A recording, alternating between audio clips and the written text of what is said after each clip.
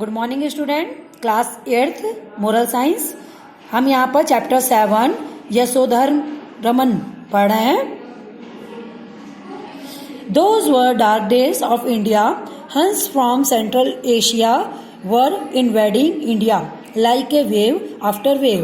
They came and fought their way, thought though all opposition wherever they went, they killed and plundered, and the once famous Gupta Empire fell and was broken up.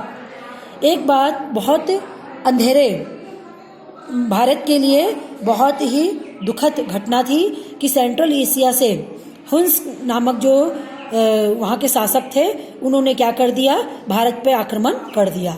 इस प्रकार आक्रमण के ऊपर आक्रमण लगातार भारत पर होता रहा, जिससे कि भारत की जो गुप्ता एम्पायर थे, गुप्त वंश था, वो पूरी तरीके से क्या हो गया, छत विछत हो गया और पूरी तरीके से समाप्त हो गया। टोरामन the Huns leader established himself in Malwa, and Malwa king withdraw to the small kingdom of Mansur. Toraman was succeeded by his son Mihir Gul. He was more cruel and weak than his father.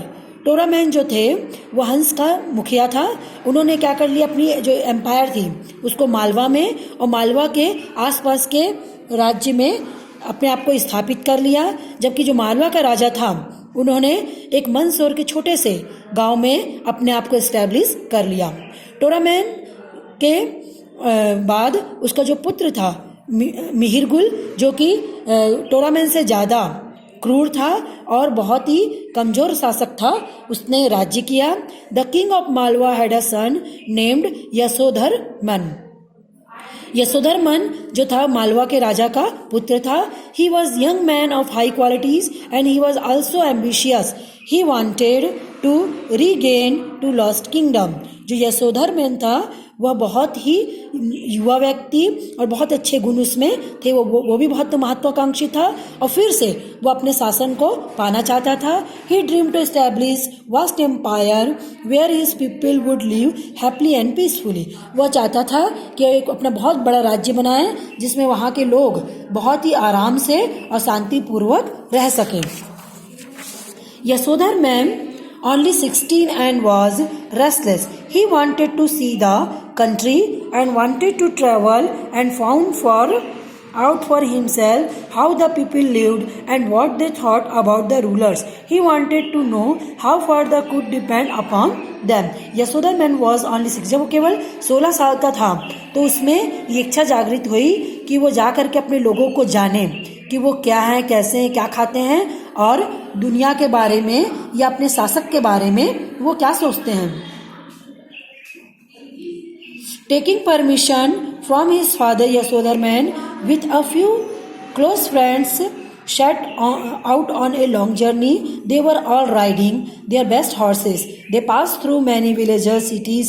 They went through thick jungles, crossed over mountains and swam across turbulent rivers. They sometimes stayed with poor people as unknown travelers, and sometimes they were entertained by kings. They at times had to fight with robbers and at other time get engaged in a small battle. जो यशोधर्मन था उसने अपने पिता से permission लेकर के, आज्ञा लेके अपने दोस्तों का एक टोली तैयार की और उनके साथ में वो यात्रा पर अच्छे अपने घोड़े लेकर के क्या करा, यात्रा पर निकल गया। बहुत सारे पर्वतों को, नदियों को पार करता हुआ, बहुत सारे अनजान यात्रियों से मिलता हुआ और छोटे छोटे बहुत सारे युद्ध करता हुआ वो आगे की ओर बढ़ रहा था। One day were passing through a dense forest when the prince saw a wild boar and started chasing him. जब वो एक घने जंगल को पार कर रहे थे तो जो राजा था उसको एक जंगली सुअर मिला। The wild boar ran so fast that the prince was separated from his friend. It was a hot day. The prince was tired and thirsty.